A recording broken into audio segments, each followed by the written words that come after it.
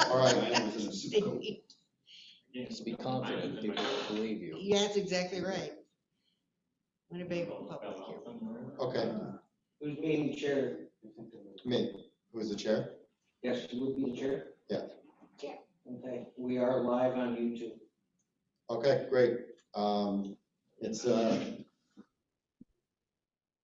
All right. 6:35, Tuesday, July 6th. This is the Republican Caucus. Roll call, go around the table. John B. Tudor. Fred Westcott. Bert Girl. Gene Crosby. Steve Schultz. Paul Arena, and on Zoom we have Mr. Lindmark and Mr. Village. My agenda back up here. This week, Mr. Hoffman's doing the invocation and pledge. There's going to be a presentation on the ARP budget. And other than that, we're to the standing committees. So the first up is finance. Mr. Schultz. Yeah, I'll take a run at these items. We have a number of them this week, and feel free to pitch in, my fellow board members, as you have things to add. We have a resolution authorizing a settlement of a claim, and that was approved at committee unanimously. We have the budget amendment for reimbursable technology to be laid over, and that is related to the court system. Right, and it's a grant, so it's a grant. So we're just spending grant money. This was the third time that the court system was approved for a technology grant, so they were excited about that.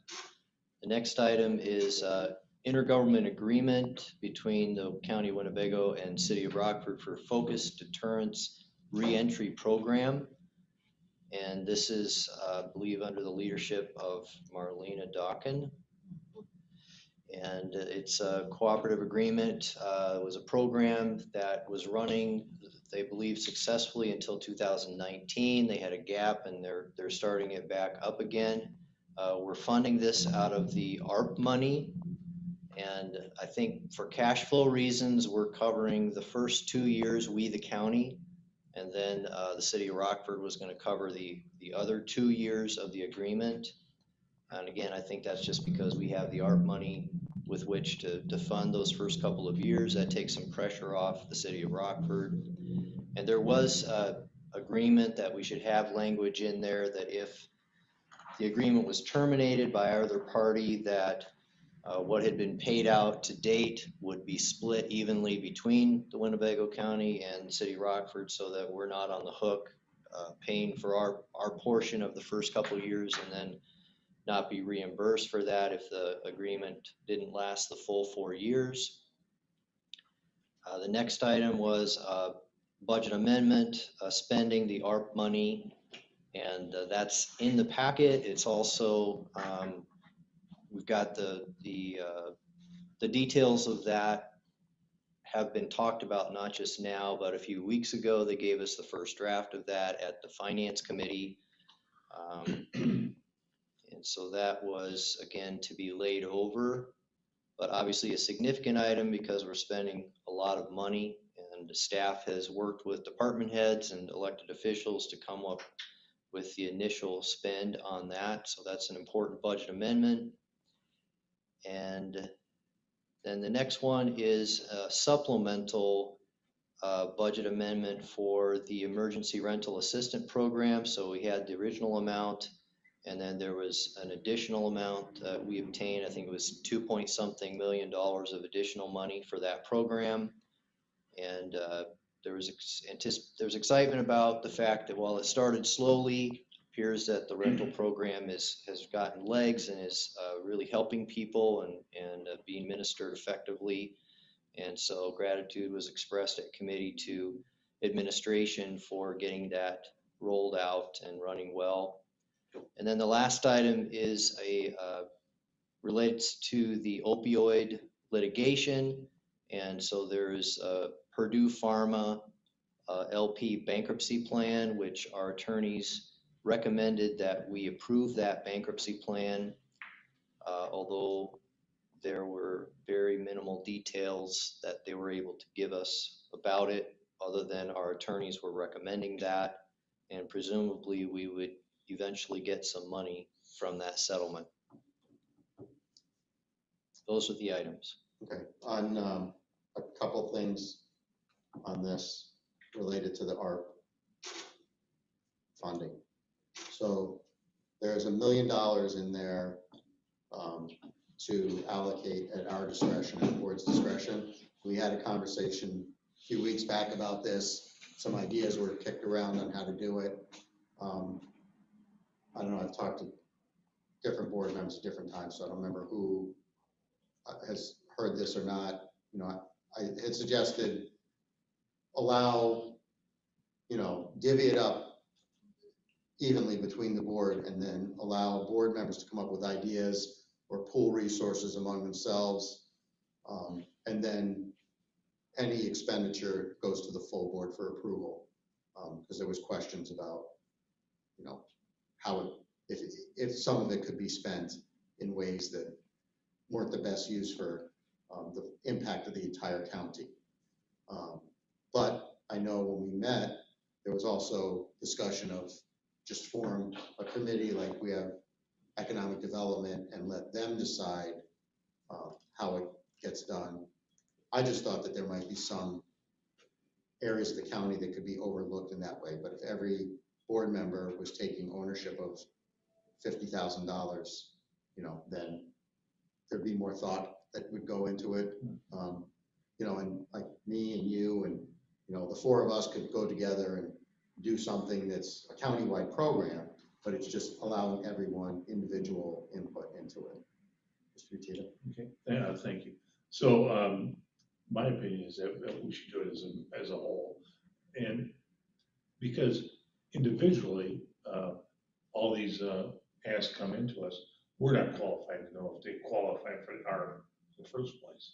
So we're going to need administration help to qualify any ask of us for public safety, or if it's a street, or and we're going to, as politicians, we're going to say, sure, we want to help you, but whether it actually qualifies for the funds, we're not going to know. So I think opposed to where we do the host fee fund, where we all give $1,000 to a charitable organization, that's easy. I think we should do it as a group so that all asks qualify, and then maybe rated and ranked, and then we can vote on it as a group. So everyone provides input on ideas and then we rank them. Well, I think we need to run through, obviously, Dave Rickert to make sure that all requests are qualified, first of all. Well, Yeah. So just so everyone knows, they're gonna hire Baker Tilly to assess all the entire, Compliance. with all of it. So this would just fall into that. So if somebody came forward with an idea, however it's divvied up, if one of us brings forward an idea, it would, no matter if all 20 think it's a great idea, if Baker Tilly says it's not qualified for the ARP program, then it wouldn't happen. So, Mr. Girl. Thank you, Paul. Well, my thought, man, I said this before, is that I don't think myself or any other politician should be charged $50,000 to divvy out, I myself would love to see, some neighborhoods with some new signage, Mulford, Wildwoods right over there off of Mulford and Harrison. They've had the same sign out there for decades. It'd be nice to kind of beautify these neighborhoods, and kind of give them a little identity with some new signage. We recently, Mr. Hoffman, Mr. Salgado, myself, did the Keith Creek, got them a couple new signs to put on their outskirts of their neighborhood, to kind of give their neighborhood something like, hey, this is the Keith Creek neighborhood. And then we did the Rolling Green neighborhood on both sides. So that was kind of one of my thoughts, is to team up with myself, Mr. McCarthy, that his district of mine touched Mulford, Wildwoods there, and some other neighborhoods throughout our districts, that would be a good use of the money, I think, instead of, trying to figure out what nonprofit I need to give it to, because they're gonna be calling nonstop as soon as they find out that we have control of 50,000 to give out to Right, charities.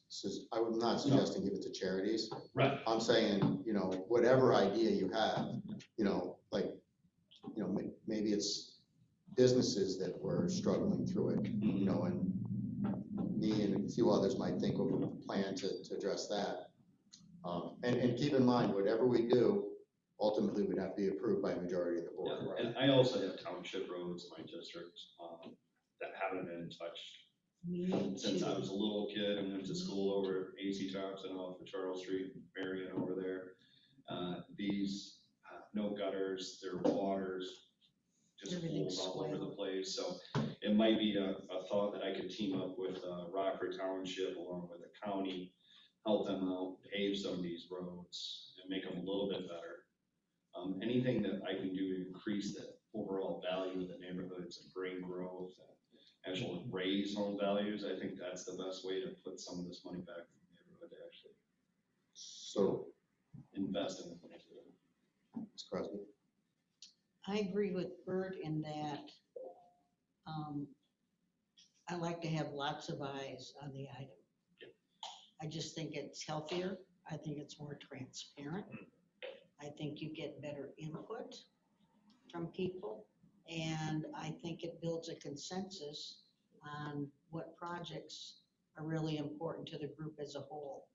So I'm for putting something together where everybody's eyes are on it and their thought process can touch it, and then come up with a consensus on what we want to do. And ranking them is one way. There's all kinds of ways we can do it. But I just believe that consensus and as many eyes on the items as we can get, the better off we are. right, so whatever we do will happen in front of the full board. Well, So but I think we all agree. I'm not talking about the full board. I'm talking before it gets to the full board. That's where I want the eyes on it. In the debate on what we're gonna do. Right, right, and to rank, how many, the way I look at it, Paul, it's really, for a simpler term, it's governance by committee. You have a group of people that have items in front of them, contribute items that they'd want to have looked at.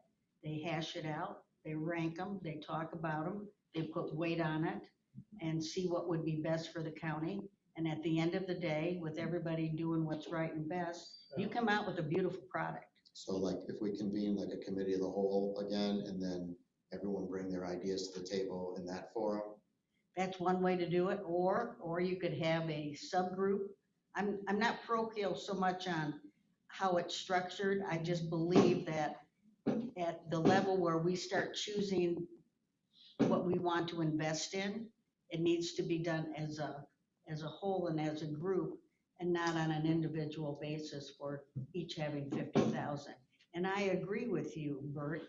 Even if it's what we want to do, it just doesn't pass the smell test in my book, because the constituents are gonna be all over it. So I'm just saying, I just believe that consensus is best, and the more eyes that look at this stuff, the better off we are, and the greater input we'll get.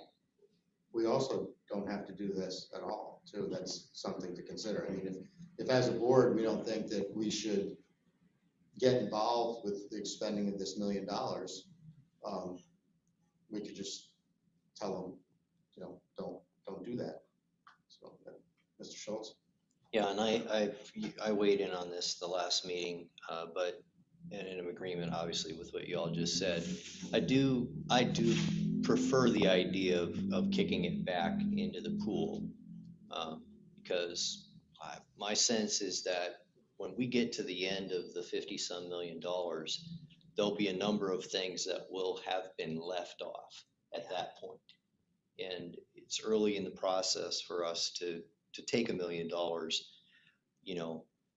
I think that, that was a wise move by the administration.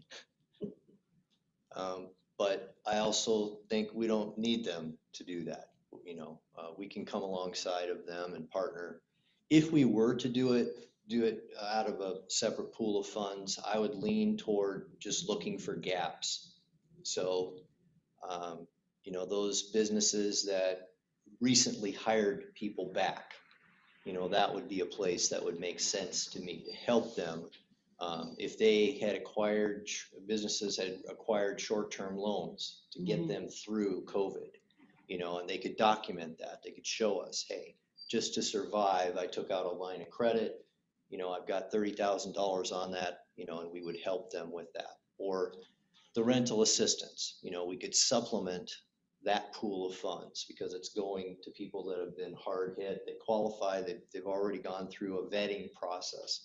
Those are the kinds of things that I'd like to see if we go that direction. But my preference, for what it's worth, is to, piggybacking on what you just said, is just keep it in the pool of money.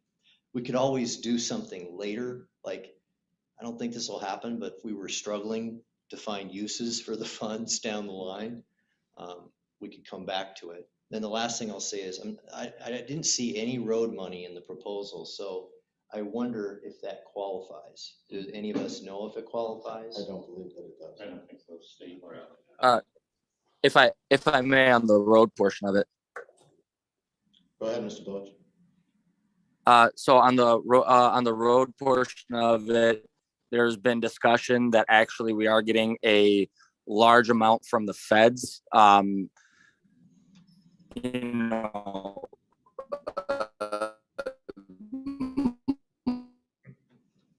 multi-millions that are You're breaking up.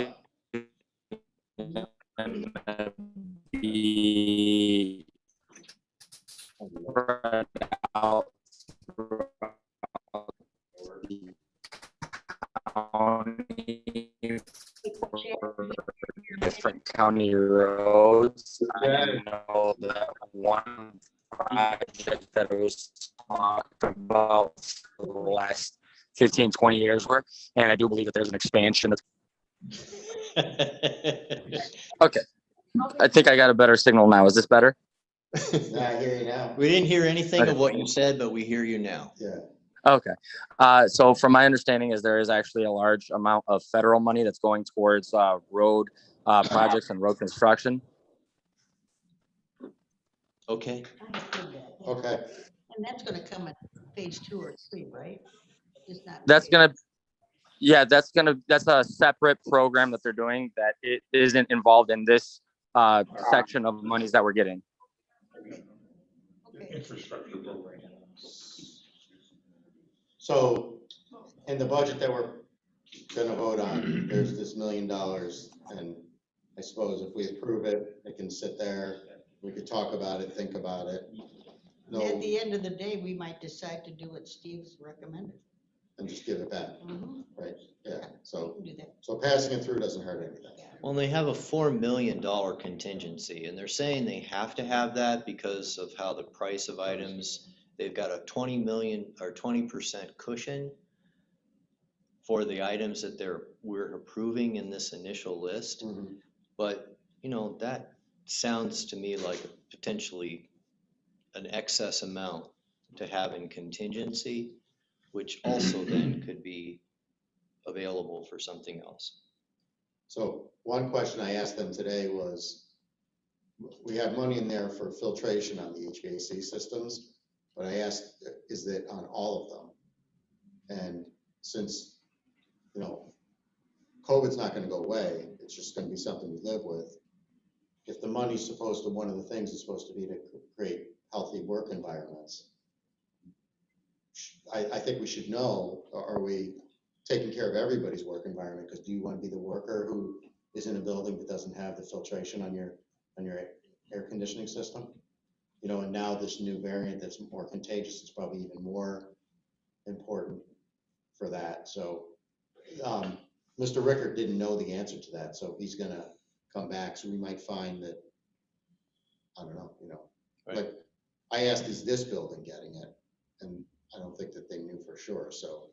I'm gonna at guess least- not everyone's getting it. But, I mean, if you were working in a building that wouldn't get it, wouldn't that concern you?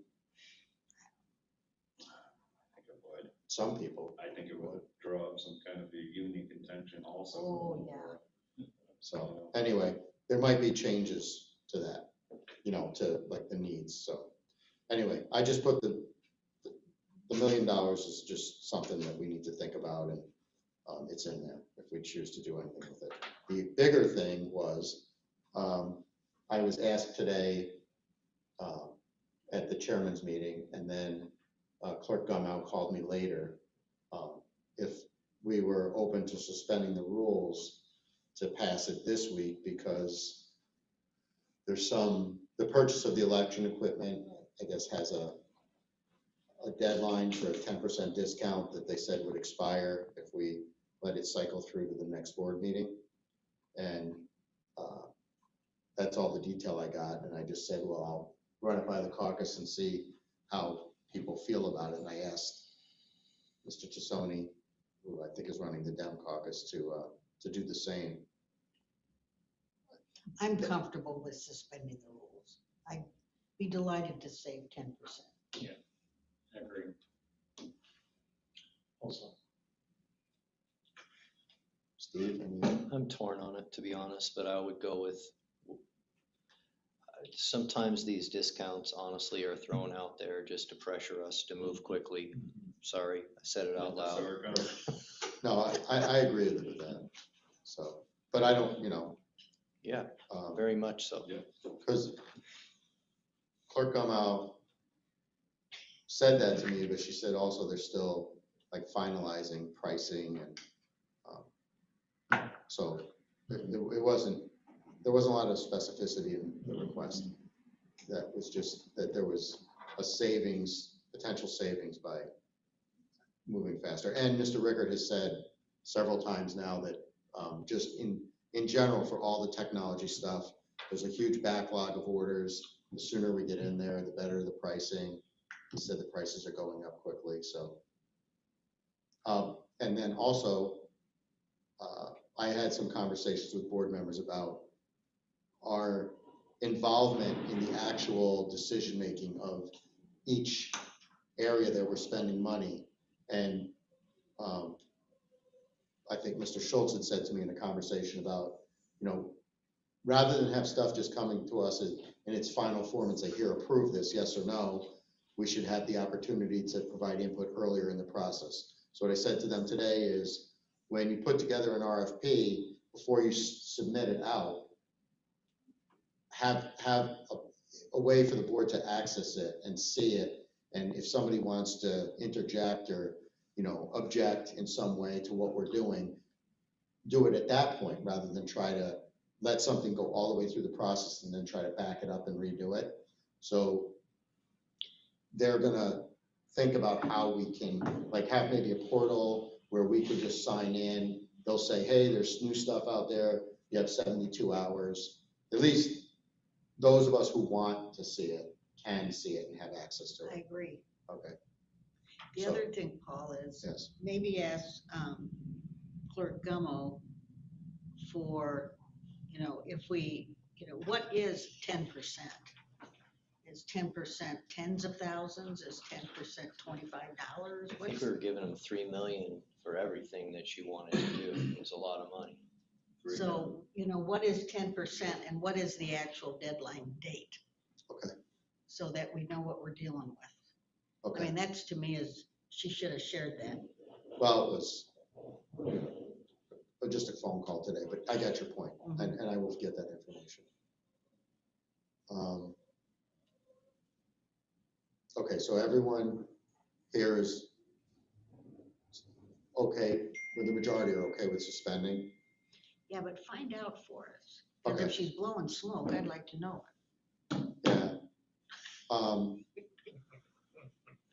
I will, I thought, I don't think she didn't know that I was talking to, with the chairman today. So, independently of each other, they both made the same request. So, Okay. but I'll get some details. Mr. Lindmark, Mr. Billich, do you have any feelings on suspending? I'm good with it. No, Okay, I'm good with it also. all right, thank you. All right, that's all I wanted to talk about on finance, Mr. Schultz, you can. Yeah, Zoning. I will take the zoning items. Jim had asked me to do that as well, but I'll back up. I did say a committee under item 4, the focused deterrence reentry. It is a lot of money. And even though we're sharing the bill with Rockford, as we looked at the per person impact expense of it, it seemed high. So I did ask that there would be some kind of reporting on a regular basis as far as the number of people being served by that program and the relative effectiveness. So hopefully that will happen. It's in there. They said it, I asked if those 2 amendments that were done in committee were incorporated into the document here, and they said it was. I didn't read it, but that, it was the shared cost if somebody leaves early and the reporting.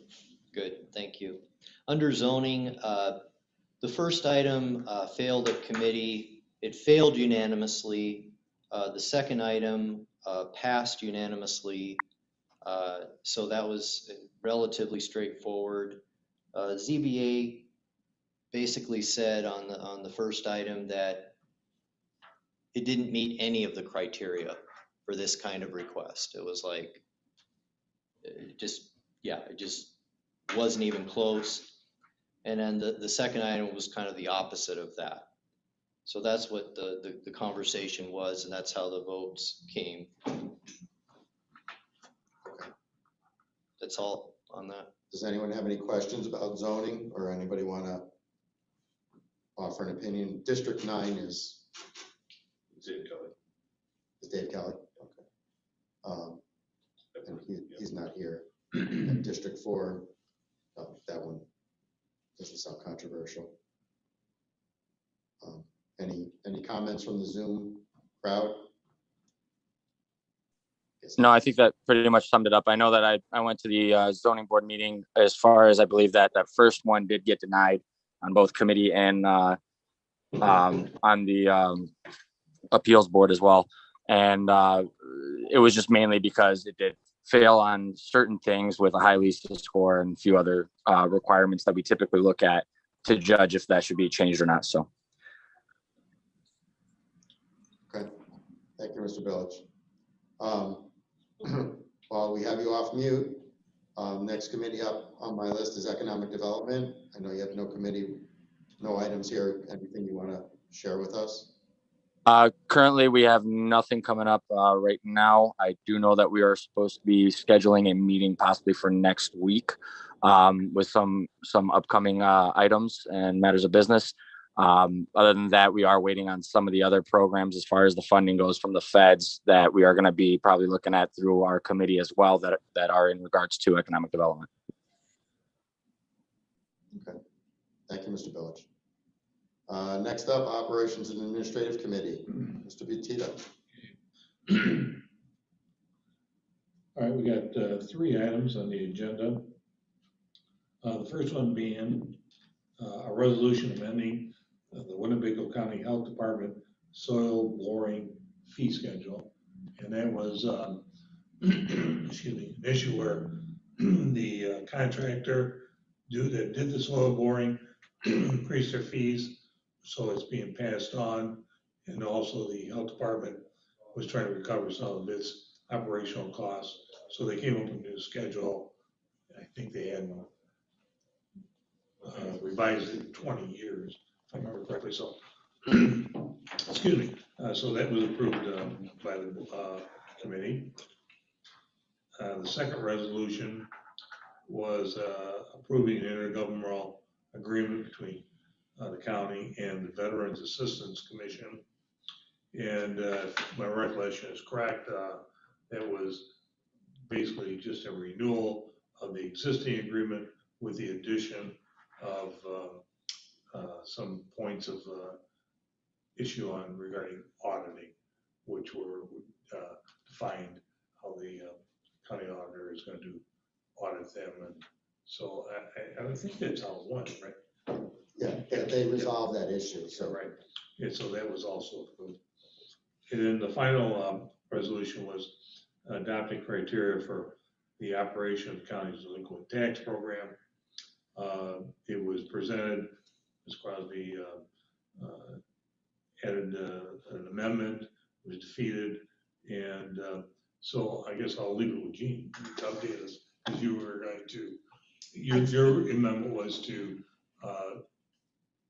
I talked to the chairman today, um, and we're gonna go to work on it. We're gonna pull Jay Hanley in. We're gonna go to some of the other municipalities, get their input.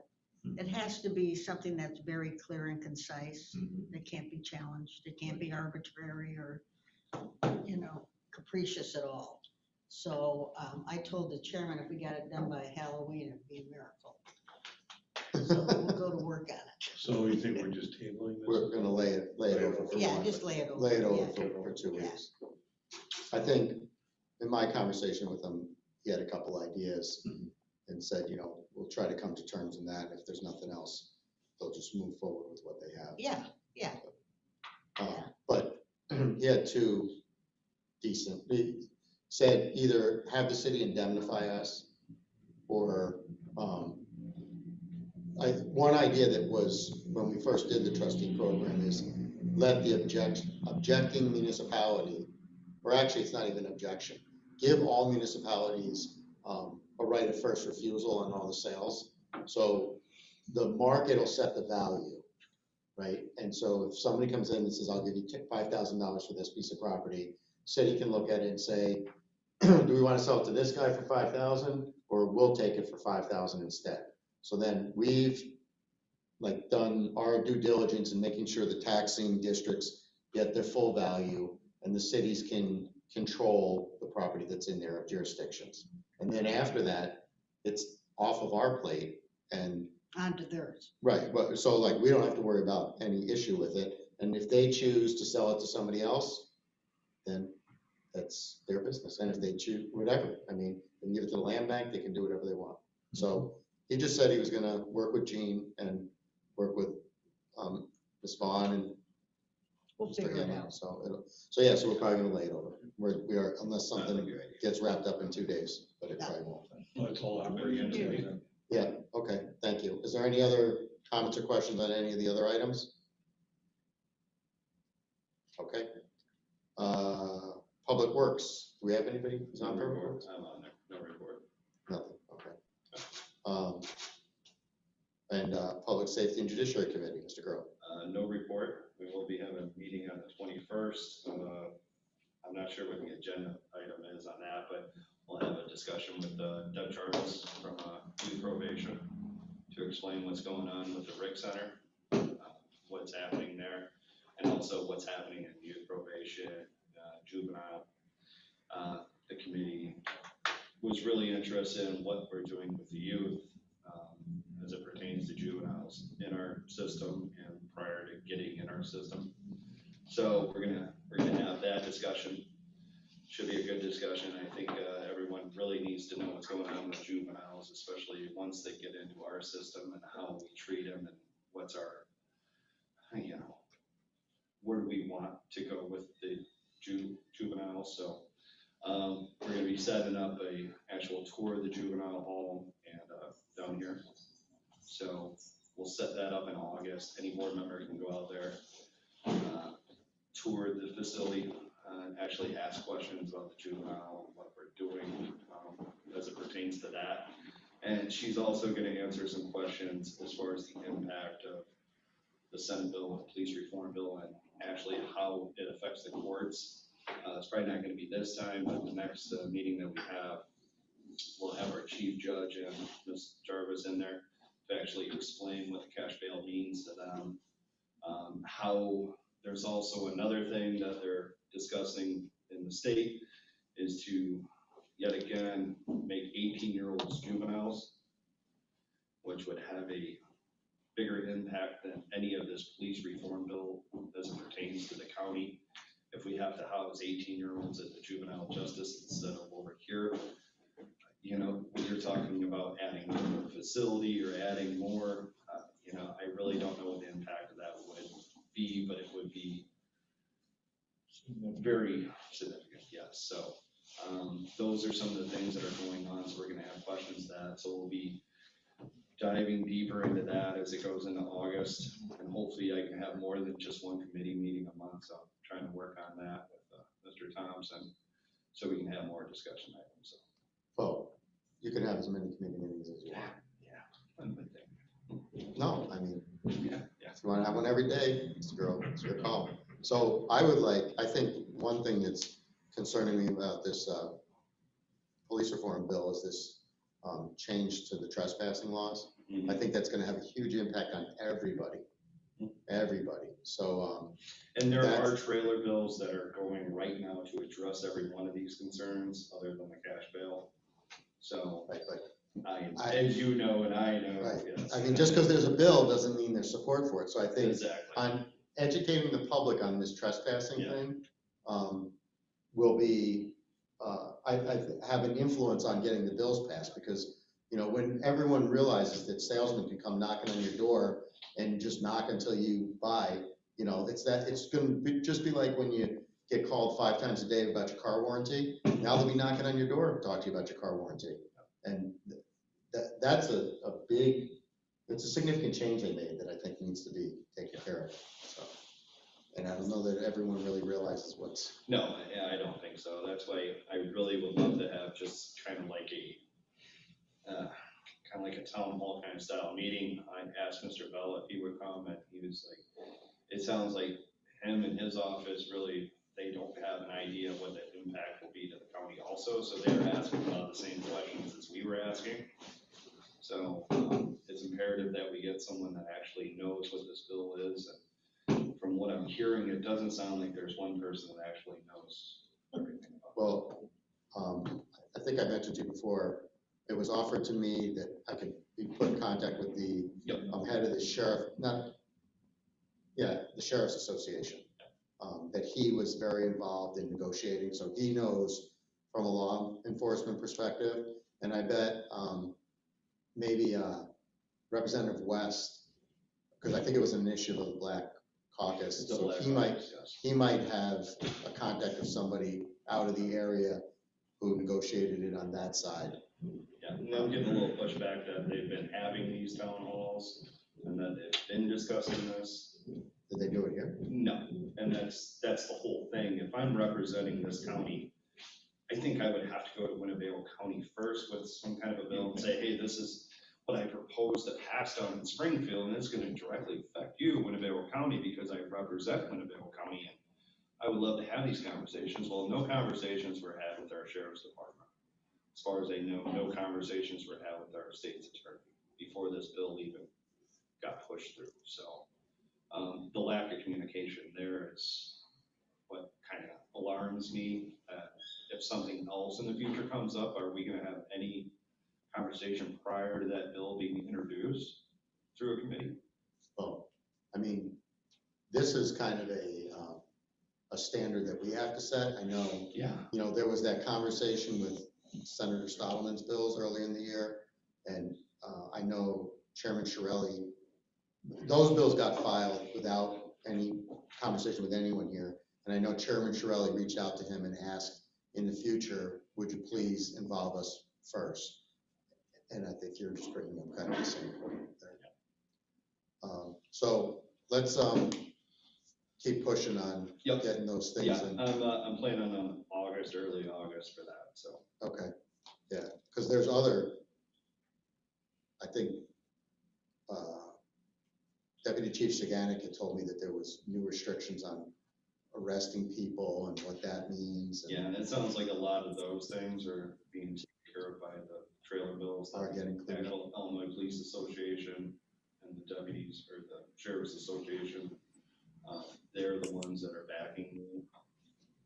So, Just, if I might, Yeah. you know, Mr. Girl, this is in a big picture, 50,000 foot, not in the weeds, but, you know, from time to time, when I hear people talking about the crime problem in Winnebago County, or they talk about, you know, here are the challenges that we're facing, you know, there isn't a lot of hope, and there is a lot of repetition. And, you know, it's, the woeful things tend to be the same woeful things that get repeated.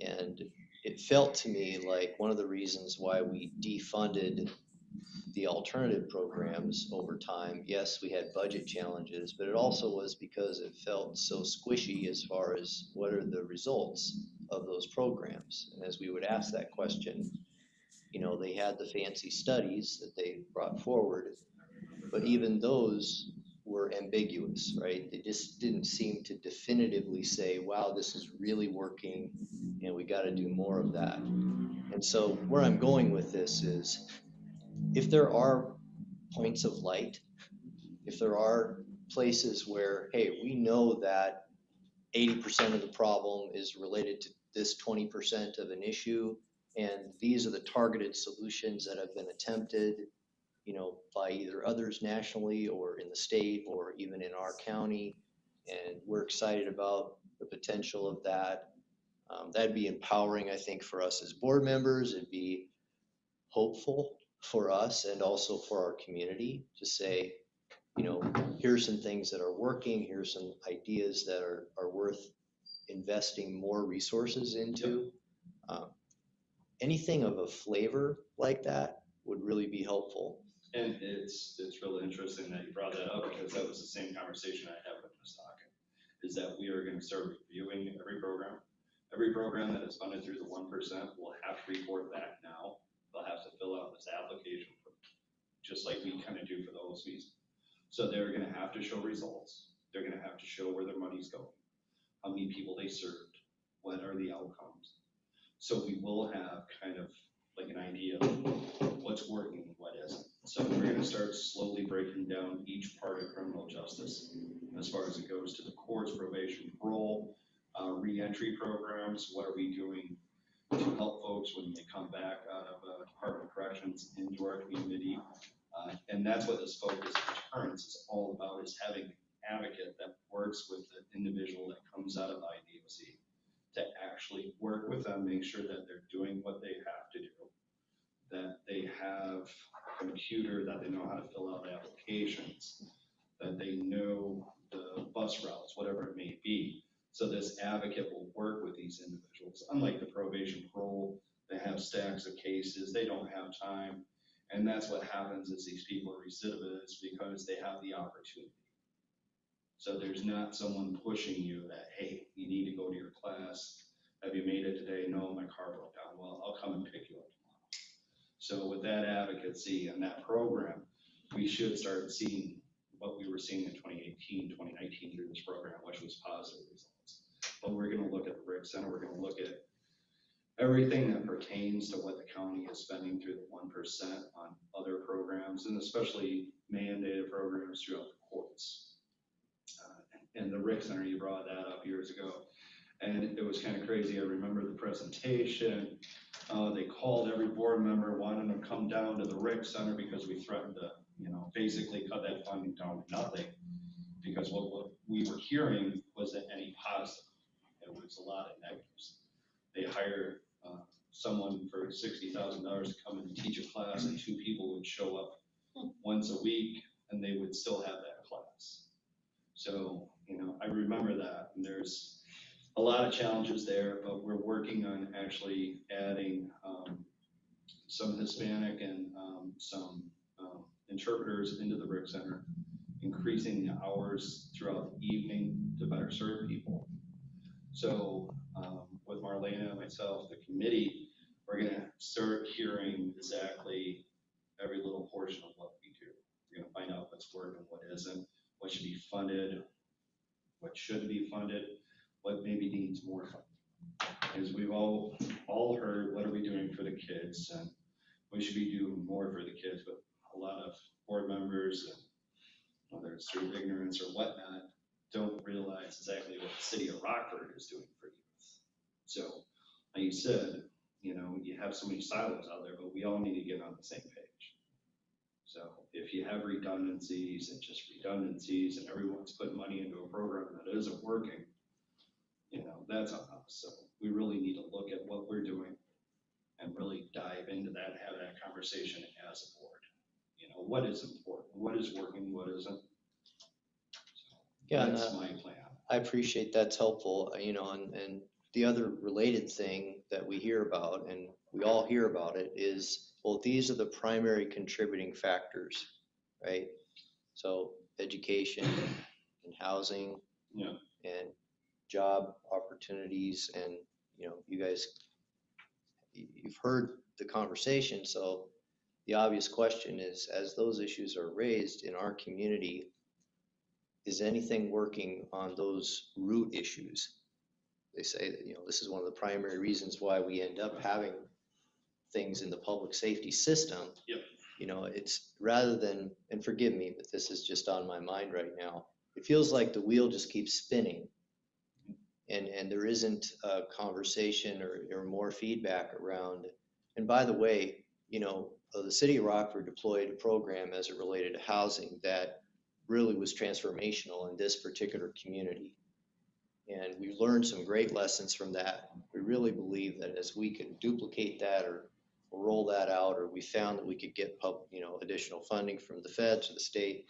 I mean, again, I'm looking for the hopeful stories, the points of light, the kinds of things educationally, you know, blank high school or blank middle school, you know, deployed this kind of a program, you know, encouraging and helping kids in terms of their truancy, or, you know, what was happening in terms of educational results in these schools or in this school. And, you know, we're going to try to duplicate that or roll that out. Just rather than just talking about the problem in big picture terms, it'd just be nice for us to know what is working. And then the idea is, what can we do then to align ourselves with that? I mean, the point is not just to get encouragement but to say, okay, if we have money from this $54 million and we've just gotten this intelligence, this information, boy, you know, this is a great place for us to deploy resources, because it's significantly impacting things that matter. So thanks for putting up with that. I know it's not on topic, but. Didn't we have a conversation with the mayor, you and I, about this, way before COVID? Mhm. You and I were going in there, what, once a month or something? Yeah. We were having conversations about the same subject. See, what you're talking about is accountability. Well, and we have to look at it as a county, and I know we can dive into the education, work, you know, work programs and actual training, but, you know, our main focus should be the folks that get into the criminal justice system and keeping them out. Yeah. If they need to go to DOC, they need to go, but we don't need a release. We don't need the continuances. We don't need people sitting in jail for more than 90 days because we don't have enough state's attorneys. We don't have enough public defenders. Our judges don't seem to like to work on Fridays for some reason.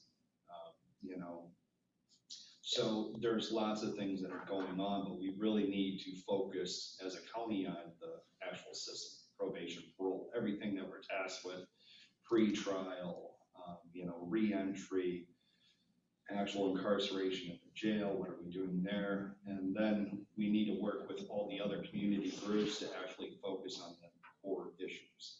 So we're gonna have a community discussion with community groups and actually have them tell us what they need to do their jobs, to actually serve people. Then we also need to educate the community on these programs that are out there, because most people don't know that I can send my 7-year-old over to Washington Center, or there's free lunch over at the school at Haskell. So we need to put together a directory of services that we can actually mail out, whether it's 205 parents, whether it's every single person that lives in the county, but they should know where they can go for mental health problems, where they can go for free medical help if they don't have anything, housing, childcare, what about a vehicle, buses. So the more we educate the people on the programs that actually exist and actually put that into their hands, instead of creating new programs and throwing money at it, you're never going to solve that. So we need to actually focus on education of what exists right now. Yeah, and I love this conversation. Thank you. That's helpful to me. And I also appreciate you bringing it back, because I've been an advocate of, we have to stay in our lane.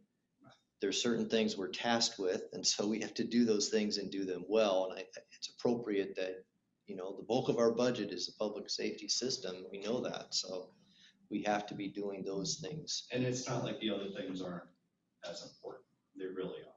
But our focus should really be on our main, task that we're tasked with. But there's a piece of this in the baton passing, where it comes to the public safety system, and that's where we pick it up. But prior And to that's- that, yeah, prior and to the that's- baton passing, we still can be interested and open to, what's working there and how does that best need to be navigated and managed, and how can we contribute as it relates to, even though it's not our primary function, we still are in the conversation and we're collaborative, so that, as you said, it's not just siloed, where they pass from one system over to us, and there isn't conversation between the parties. I got us way off track, Chairman. I appreciate your No, patience, it's but public safety, that's. Yeah, that's it's a important. great conversation, and it's, what I need is input on what to focus into the future. And so far, we got a good. If I may make a comment, this is Brad.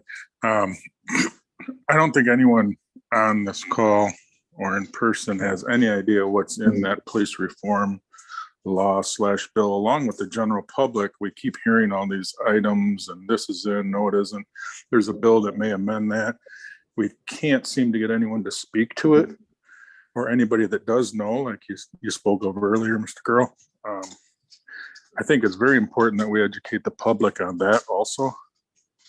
It seems to getting through and pushed on to us and the public as, here it is. I mean, the police have, they've dealt with a lot of these issues with the general public, juvenile and adults. They have a lot of programs in place now. I think it's imperative that we get with them to see what they feel would work. They're more experts than we are as a board as to what may work or not work.